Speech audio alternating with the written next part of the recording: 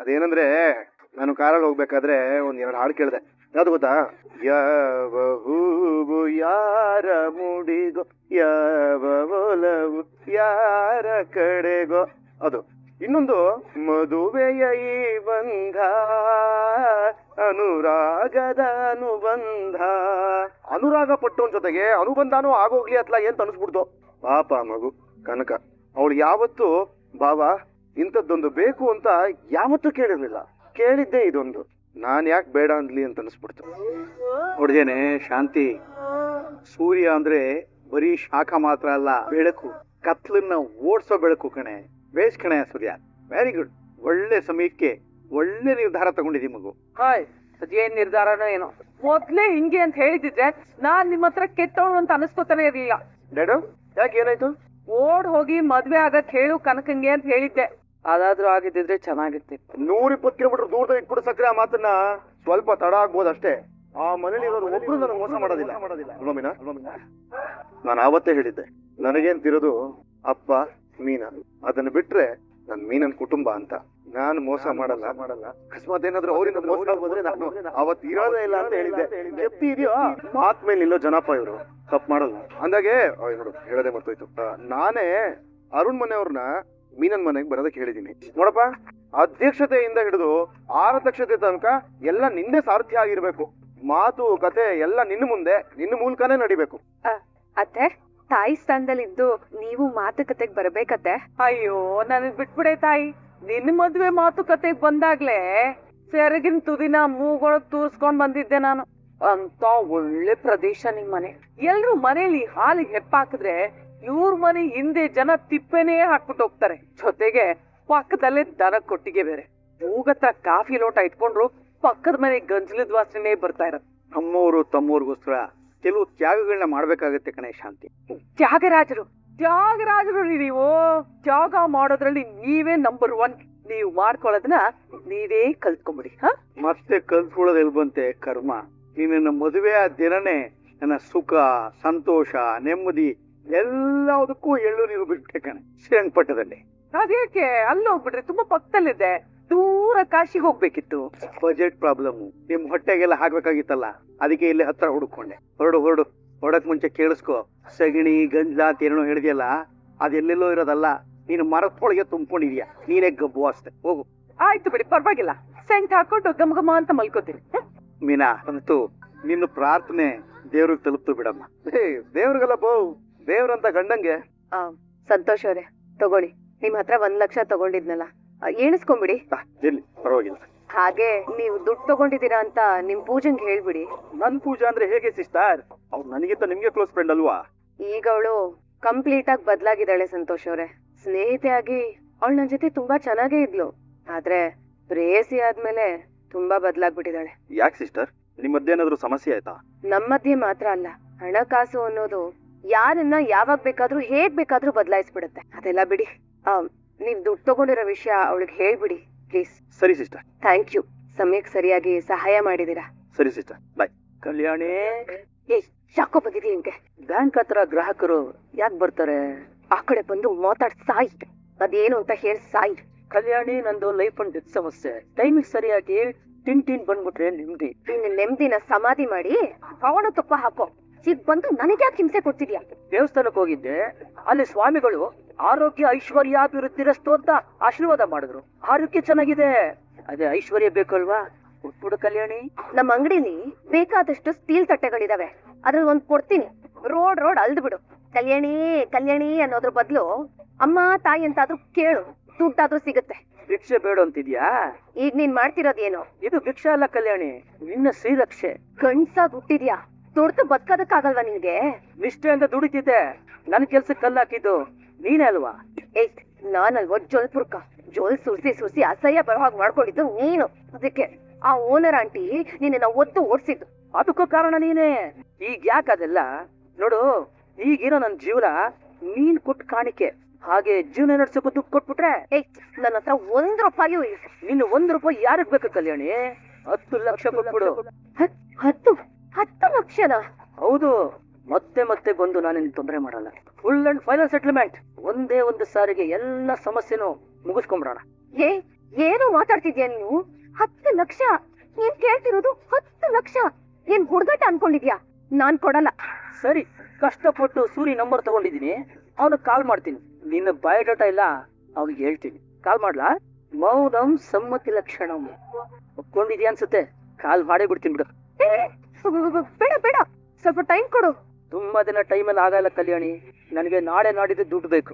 ವ್ಯವಸ್ಥೆ ಮಾಡಿ ನೀನೇ ಕಾಲ್ ಮಾಡು, ಇಲ್ಲ ನಾನು ಯಾರಿಗೆ ಕಾಲ್ ಮಾಡ್ಬೇಕೋ ಅವ್ರಿಗೆ ಕಾಲ್ ಮಾಡ್ತೀನಿ. ಬರ್ಲಾ ಕಲ್ಯಾಣಿ? ರೀ, ಏನ್ರಿ ಅದು ಸೌಂಡು?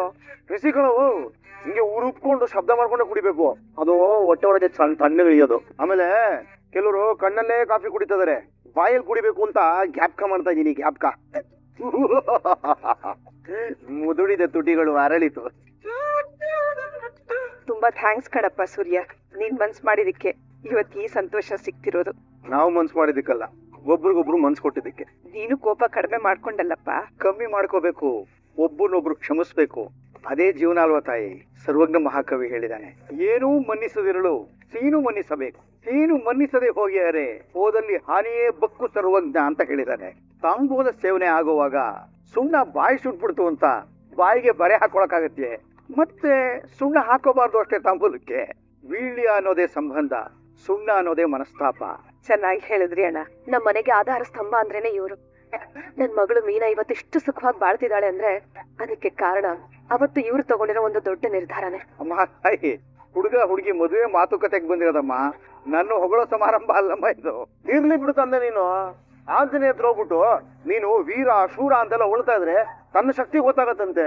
ಹಾಗೆ ಒಳ್ಳೆಯವರು ಒಳ್ಳೆತನನ ಎಲ್ಲಾ ಕಡೆಗೆ ಟ್ಯಾಮ್ ಟ್ಯಾಮ್ ಮಾಡ್ತಾ ಇರ್ಬೇಕು. ಯಾಕೆ ಹೇಳು? ಅದನ್ನ ಕೇಳಾದ್ರೂ 4 ಜನ ಒಳ್ಳೆಯವರಾಗ್ತಾರೇನೋ ಅನ್ನೋ ಉದ್ದೇಶದಲ್ಲಿ ಅಷ್ಟೇ. ಬೇಡಪ್ಪ, ಬೇಡ ಕಂದ, ಅದು ಈ ಸಮಯಕ್ಕಲ್ಲ. ಅರುಣ್, ಒಬ್ಬರನ್ನೊಬ್ರು ಚೆನ್ನಾಗಿ ಇಷ್ಟಪಟ್ಟಿದ್ದೀರಾ, ಹಾಗಾಗಿ ಹುಡುಗಿನಿಗೆ ಒಪ್ಪಿಗೆ ಆಯ್ತಾ ಅಂತ ಕೇಳೋ ಪ್ರಮೇಯನೇ ಇಲ್ಲ ನಮ್ಗೆ. ಇನ್ನು ಮುಂದಿನ ಮಾತುಕತೆ, ಮದುವೆ ಹೇಗಾಗ್ಬೇಕು, ನಿಮ್ಮ ಆಸೆಗಳೇನು ಅಂತ ಹೇಳ್ಬಿಟ್ರೆ ಎಲ್ಲಾನು ಅಮ್ಮನೇ ಹೇಳ್ತಾರೆ ಸರ್. ಮಹಾಲಕ್ಷ್ಮಿ ಅಂತ ಸೊಸೆ ಮನೆಗ್ ಬರುವಾಗ ಕಂಡೀಷನ್ಸ್ ಹಾಕೋಕ್ಕಾಗತ್ತ ರಾಯ್ರೆ? ಇವಳನ್ನ ನೋಡಿದ ದಿನಾನೇ ಅನ್ಕೊಂಡೆ ನನ್ ಮನೆಗ್ ಸೊಸೆ ಆಗ್ ಬರೋಳು ಹೀಗೆ ಇರ್ಬೇಕು ಅಂತ. ಆ ದೇವ್ರ ಅನುಗ್ರಹ, ಇಂಥ ಸೊಸೆ ಸಿಗ್ತಾ ಇರೋರು. ಈ ಮನೇಲಿ ಕರೆದ ಸಂಸ್ಕಾರ ಆ ಮನೆನ ಚೆನ್ನಾಗಿ ನಡ್ಸ್ಕೊಂಡು ಹೋಗುತ್ತೆ ತಾಯಿ. ಇರ್ಲಿ. ಕುಸುಮಮ್ಮ, ಮದುವೆನ ನೀವು ಹೇಗ್ ಮಾಡ್ಕೊಡ್ಬೇಕು ಅಂತ ನೀವ್ ಅಂದ್ಕೊಂಡಿದ್ದೀರಿ, ಅದನ್ನ ಸ್ವಲ್ಪ ಹೇಳ್ಬಿಡಿ ಅಮ್ಮ. ನಮ್ಮ ಮನೆ ನಿರ್ಧಾರ ಮೀನಾ ಮತ್ತೆ ಅಳಿಯಂದ್ರಿಗೆ ಬಿಟ್ಟಿದ್ದು. ಅವ್ರು ಏನ್ ತೀರ್ಮಾನ ತಗೋತಾರೋ ಹಾಗೆ ಆಗ್ಲಿ. ದೇವಸ್ಥಾನದಲ್ಲಿ ಮಾತಾಡಿದೀನಿ, ಅಲ್ಲಿ ಲಕ್ಷಣವಾಗಿ ತಾಳಿ ಶಾಸ್ತ್ರ ಆದ್ರೆ. ಇಂಥ ನಿರ್ಧಾರಗಳನ್ನೆಲ್ಲ ದೂಸರ ಮಾತಾಡದೆ ದೂರ ಇಟ್ಬಿಡ್ಬೇಕು. ಎಲ್ರು ಒಂದೊಂದ್ ಸರಿ ಮದ್ವೆ ಆಗೋದು, ಏನ್ 2 ಸರಿ ಮದ್ವೆ ಆಗ್ತಾರ ಅಲ್ವಾ ಕನಕ? ಅಂತ ಮದ್ವೆನೆಲ್ಲ ಸಿಂಪಲ್ ಆಗಿ ಮಾಡ್ಬಿಡಕ್ಕಾಗತ್ತಾ? ಹೇಳಿ, ಒಳ್ಳೆ ಛತ್ರ ನೋಡ್ತೀನಿ, ಎಷ್ಟೇ ಜನ ಬಂದ್ರು ಏನು ಕೊರತೆ ಇಲ್ದಿರೋ ಹಾಗೆ ಮದ್ವೆ ಮಾಡ್ಕೊಡ್ತೀನಿ. ನಮ್ ಕಡೆ ಎಲ್ಲ ಹಬ್ಬ ಅಂದ್ರೆ ಒಂದ್ 40-50 ಜನ ಸೇರ್ಬೋದು ಅಷ್ಟೇನಪ್ಪ. ಆಗ್ಬಹುದು, ಬಂದವ್ರನ್ನೆಲ್ಲ ಮನೆಯವರಾಗಿ ನೋಡ್ಕೋತೀನಿ. ಬೇರೆ ಏನಾದ್ರು ಕಂಡೀಷನ್ಗಳಿದ್ಯಾ? ಏನು ಇಲ್ಲಪ್ಪ. ಇದೆ. ಏನಪ್ಪ ಮಗು ಅದು? ಸರ್, ಅದು ಯಾರು ಇದನ್ನ ಪರ್ಸನಲ್ ಆಗಿ ತಗೋಬೇಡಿ. ನನ್ನ ಮದುವೆಗೆ ಐಆರ್ ಆಫೀಸರ್ಸ್ ಎಲ್ಲ ತುಂಬಾ ಜನ ಬರ್ತಾರೆ, ಮರ್ಯಾದೆ ತುಂಬಾನೇ ಮುಖ್ಯ. ಸೊ ಅಲ್ಲಿ ಯಾರು ಕುಡ್ಕೊಂಡ್ ಬರ್ಬಾರ್ದು. ಮದುವೆಗೆ ಬಂದವ್ರ ಕಂಡೀಷನ್ ಚೆನ್ನಾಗಿರ್ಬೇಕು ಅನ್ನೋದು ಹುಡುಗನ ಕಂಡೀಷನ್. ಚೆನ್ನಾಗಿದೆ. ಈ ಡಾಕ್ಟರ್ ಮದುವೆ ಆಗುವಾಗ ನನ್ನ ಮದುವೆಗೆ ಈ BP ಶುಗರ್ ಇರೋರು ಬರ್ಲೇಬಾರ್ದು ಅನ್ನೋ ಹಾಗಿದೆ. ಚೆನ್ನಾಗಿದೆ. ಸೂರ್ಯ, ಇನ್ನೇನಪ್ಪ, ಮದುವೆಗೆ ಬಂದವ್ರನ್ನೆಲ್ಲ ನೀವು ಕುಡ್ದಿದ್ದೀರಾ ಅಂತ ಕೇಳಕ್ಕಾಗತ್ತಾ? ಸರಿ, ಒಂದ್ ಕೆಲಸ ಮಾಡ್ಲಿ, ಹೆಂಗೋ ಸಾಹೇಬ್ರ ಹತ್ರ PP ಇರುತ್ತಲ್ಲ, ಅವತ್ತು ಒಂದಿನಕ್ಕೆ ಅದನ್ನ ಬಾಡಿಗೆ ಕೊಟ್ಬಿಡ್ಲಿ, ಬಂದವ್ರಿಗೆಲ್ಲ ಬಾಯಿಗೆ ಇಟ್ಬಿಡ್ತೀನಿ. ಹಾಗೆಲ್ಲ ಮಾಡಕ್ಕಾಗತ್ತೇನೆ? ಅವ್ರು ಯಾರ ಬಗ್ಗೆ ಹೇಳ್ತಾ ಇದಾರೆ ನನಗೆ ಚೆನ್ನಾಗಿ ಗೊತ್ತಪ್ಪ. ರೀ, ಹಾಗೆಲ್ಲ ಏನಂದ್ರ ಅದನ್ನ ಯೋಚನೆ ಮಾಡ್ಬಿಡಿ, ಸುಮ್ನೆ ಇರ್ರಿ. ಅರುಣ್, ನಾನ್ ನಿನಗ್ ಮಾತು ಕೊಡ್ತೀನಪ್ಪ, ನಿನ್ನ ಮದುವೆಗೆ ನೀನ್ ಹೇಳೋ ವ್ಯಕ್ತಿ ಹುಡ್ಕೊಂಬರಲ್ಲ, ಅದ್ ಯಾವ ರೀತಿ ಗಲಾಟೆನೂ ಆಗಲ್ಲ, ಅವಮಾನನೂ ಆಗಲ್ಲ. ಬಾಕಿ ಏನಾದ್ರು ಇದೆಯೇನಪ್ಪ? ಏನೂ ಇಲ್ಲ ಸರ್. ಆದಷ್ಟು ಬೇಗ ನನ್ ಸೊಸೆನ ನನ್ ಮನೆಗ್ ಕಳ್ಸೋ ಏರ್ಪಾಡ್ ಮಾಡ್ಕೊಡಿ. ಆಯ್ತು, ದಿನ ಗೊತ್ತು ಮಾಡಿ ನಿಮ್ಗೆ ಫೋನ್ ಮಾಡಿ ಹೇಳ್ತೀವಿ. ಹಾಗಿದ್ರೆ ತಾಂಬೂಲ ಬದಲಾಯಿಸ್ಕೋಬೋದಾರೆ? ಆಗ್ಲಿಮ್ಮ. ಕುಸುಮಮ್ಮ, ಬನ್ನಿ. ಅದ ನೀವಿರುವಾಗ ನಾನು ಯಾಕೆ? ಆಗತ್ತೆ, ಬನ್ನಿ, ನೀವು ಮಾಡೋರತ್ತೆ, ಬನ್ನಿ. ಕನಕ, ಬಾಮ್ಮ, ಫೋಟೋಗೆ ನಿಂತ್ಕೊ. ದೂರ ಮಾಡ್ಕೊಂಡಾಗ ಹತ್ರ ಆದ್ರಿ, ಇವಾಗ ಹತ್ರ ಆಗಿ ಅಂತಂದ್ರೆ ದೂರ ನಿಂತಿದ್ದೀರಾ. ಹತ್ತತ್ರ ನಿಂತ್ಕೊಳ್ಳಿ, ಅಂಟಾಕೊಂಡು. ಸೂರ್ಯ ಅವರೇ, ನೀವು ಬನ್ನಿ ಬನ್ನಿ. ಸೂರ್ಯ ಅವರೇ, ಥ್ಯಾಂಕ್ ಯು ಸೋ ಮಚ್. ಸರಿಮ್ಮ, ನಾವಿನ್ ಹೊರಡ್ತೀವಿ. ರಾಯ್ದೆ, ಬರ್ತೀವಿ. ಅಂತೂ ಇಂತೂ ದೊಡ್ಡ ಜವಾಬ್ದಾರಿನ ಹೆಗಲಿಗೆ ಹಾಕೊಂಡಿದೀವಿ, ಈಗ ಸುರಳಿತವಾಗಿ ಕೆಳಗಿಳಿಸ್ಬೇಕು ಅಷ್ಟೇ ಅಂತ. ನಾನೆಲ್ಲ ನೋಡ್ಕೋತೀನಿ ಬಿಡಪ್ಪ. ಕುಸುಮ, ಮದುವೆಗೆ ಅಂತ ಸಾಲ ಸೋಲ ಎಲ್ಲ ತುಂಬಾ ಮಾಡ್ಕೊಳಕ್ ಹೋಗ್ಬೇಡಿ, ನಾವೆಲ್ಲ ಜೊತೆಗಿರ್ತೀವಿ, ಕೈಲಾದ ಸಹಾಯ ಮಾಡ್ತೀವಿ. ಅದೇ ಅಣ್ಣ, ನಮಗ್ ಧೈರ್ಯ. ಸರಿ ಕಣಮ್ಮ, ನಾನು ಹೋಗಿ ಬರ್ತೀವಿ ರಾಜ್. ಅಂತೂ ಇಂತೂ ನೀನಾ ಮರಿ ಇದ್ದಾಗ ಎದ್ಬಿಟ್ರು. ನಮ್ಮ ಅಣ್ಣ ಮನ್ಸು ಬದಲಾಯಿಸಿದ್ನಲ್ಲ ಅದೇ ದೊಡ್ಡ ವಿಷಯ. ನಾನೇನಾರು ಅಕಸ್ಮಾತು ರೆಸ್ಟೋರೆಂಟ್ ಓಪನ್ ಮಾಡಿದ್ರೆ ಯಾವ ಸೆಲೆಬ್ರಿಟಿನೂ ಕರೆಯಲ್ಲ, ನಮ್ ಮೀನಾ ಮರಿ ಕೈಯಲ್ಲೇ ಇನಾಗ್ರೇಷನ್ ಮಾಡಿಸ್ತೀನಿ. ಅದೇ ನೀನು ಕೈ ಮುಗಿದ್ ಬಿಡ್ತೀನಿ, ಬೇಕಾದ್ರೆ ಕಾಲ್ಗೂ ಬಿಟ್ಬಿಡ್ತೀನಿ. ರೆಸ್ಟೋರೆಂಟ್ ಓಪನ್ ಮಾಡೋ ವಿಷಯ ಒಂದು ಬಿಟ್ಬಿಡೆ. ಅಯ್ಯ, ಹಾಗಂತ ಜೀವನ ಪರ್ಯಂತ ನೀನು ಹೀಗೆ ಇದ್ಬಿಡ್ತೀಯಾ? ಓನರ್ ಆಗ್ಬೇಕು ರವಿ ನೀನು. ಸರಿ ಶ್ರುತಿ, ನೀನು ಡಬ್ಬಿಂಗ್ ಮಾಡ್ತೀಯಲ್ವಾ, ನಿನಗ್ ಸಂಬಂಧಪಟ್ಟಂಗೆ ನಾನು ಎಕ್ಸ್ಪ್ಲೈನ್ ಮಾಡಕ್ ಟ್ರೈ ಮಾಡ್ತೀನಿ ಆಯ್ತಾ. ಮೋಸ್ಟ್ ಆಫ್ ದೆಮ್ ಯಾಕೆ ಡೈರೆಕ್ಟರ್ ಪ್ರೊಡ್ಯೂಸರ್ ಆಗಲ್ಲ ಹೇಳು? ಯಾಕಂದ್ರೆ ಅವ್ರ ಹತ್ರ ದುಡ್ಡಿರಲ್ಲ ಅದಕ್ಕೆ. ಯಾವಾಗ ದುಡ್ಡಿನ ವಿಷಯ ಬರುತ್ತೋ ಅವಾಗ ಕ್ರಿಯೇಟಿವಿಟಿ ವರ್ಕ್ ಆಗಲ್ಲ. ಇಲ್ಲೂ ಹಾಗೇನೆ, ಕೆಲ್ಸ ಮಾಡೋದ್ ಬಿಟ್ಟು ಓನರ್ ಆಗ್ಬೇಕು ಅನ್ಕೊಂಡ್ರೆ ಕೆಲ್ಸದ ಮೇಲೆ ಶ್ರದ್ಧೆ ಇರಲ್ಲ. ಓ ತಂದೆ, ನೀನ್ ಇದೇ ಕೆಲ್ಸ ನಾನು ಓಪನ್ ಮಾಡೋ ರೆಸ್ಟೋರೆಂಟ್ ಅಲ್ಲೂ ಮಾಡ್ಬೋದಪ್ಪ. ಓಕೆ ಫೈನ್, ನಾನ್ ನಿನ್ನ ಡಿಸ್ಟರ್ಬ್ ಮಾಡಲ್ಲ, ನಾನು ರೆಸ್ಟೋರೆಂಟ್ ಬಗ್ಗೆ ಮಾತಾಡೋದು ಇಲ್ಲ. ಓಹ್ ವಾವ್, ಏನಿದು sudden decision. Anyways I am happy, thank you. ಜಾಸ್ತಿ ಖುಷಿ ಪಡ್ಬಿಡಕನ್ನ, ನಮ್ ಕನ್ಕನ್ ಮದ್ವೆ ಆಗ್ತಿದ್ಯಲ್ಲ ಅದಕ್ಕೋಸ್ಕರ ನಾನ್ ಮೀನಾ ಮರಿಗೆ ಸಹಾಯ ಮಾಡ್ತಾ ಇದೀನಿ ಕೆಲ್ಸದಲ್ಲಿ. ಸೊ ಮದ್ವೆ ಆಗೋವರೆಗೂ ಅಷ್ಟೇ ನಾನ್ ರೆಸ್ಟೋರೆಂಟ್ ಬಗ್ಗೆ ಮಾತಾಡಲ್ಲ. ಅಲ್ಪ ವಿರಾಮ, ಸದ್ಯಕ್ ಬಚಾವದೆ, ಅಷ್ಟ್ ಸಾಕು. ಅಂದಾಗೆ ನಾವು ಕನ್ಕನ್ ಮದ್ವೆಗೆ ಏನ್ ಕೊಡೋಣ? ಫುಲ್ ಊಟ ತಿಂಡಿ ಜವಾಬ್ದಾರಿ ಎಲ್ಲ ನಾನ್ ನೋಡ್ಕೊಂತೀನಿ. ಅಯ್ಯೋ ರಾಮ, ಎಲ್ ನೋಡಿದ್ರು ನೀನು ಸೌಟ್ ಹಿಡ್ಕೊಳ್ಳೋದೇ ಕೆಲಸ ಮಾಡ್ತೀನಿ ಅಂತೀಯಲ್ಲ. ಬೇಡ ಬೇಡ, ಅದೆಲ್ಲ ಬೇಡ ಈಗ. ಶ್ರುತಿ, ಅದೇ ಕಡೆ ನನ್ ಸ್ಪೆಷಾಲಿಟಿ. ಅಯ್ಯೋ ಬೇಕಾಗಿಲ್ಲ ಮಾರಾಯ, ಅದಕ್ಕೇನಾದ್ರು ಬೇರೆ ಉಪಾಯ ನೋಡ್ತೀನಿ ನಾನು. ಏನದು? ಬಾ ಹೇಳ್ತೀನಿ. ಎಲ್ಲಿಗೆ? ಅಯ್ಯೋ ಬಾ ಹೇಳ್ತೀನಿ, ಮಾಡ್ಬೇಡ. ಮೀನಾ ಮೀನಾ ಬಂದೆ ಮಾವ. ಹೇಳಿ ಮಾವ. ತಗೋಕಂದ ತಗೊಂಬ. ಏನ್ ಮಾವ ಇದು? ತಗೊಂಡ್ ನೋಡು. ಮಾವ ದುಡ್ಡಿದೆ. ಅಲ್ಲ ಮಾವ, ದುಡ್ಡು ಯಾಕೆ? ಕನಕರ ಮದುವೆ ಇರುವೇನಮ್ಮ, ಅದಕ್ಕೆ 1 ಲಕ್ಷ ತಗೊಂಬಂದ. 1 ಲಕ್ಷನಾ? 1,01 ರೂಪಾಯಿ ನನ್ನ ಕೈಲಿ ಸದ್ಯಕ್ಕೆ ಇಷ್ಟೇ ಆಗೋದು. 1,01 ರೂಪಾಯಿ ತಗೊಳಮ್ಮ. ಸದ್ಯಕ್ಕೆ ಅಂದ್ರೆ ಇನ್ನು ದಾನ ಮಾಡೋದಿದ್ಯೋ?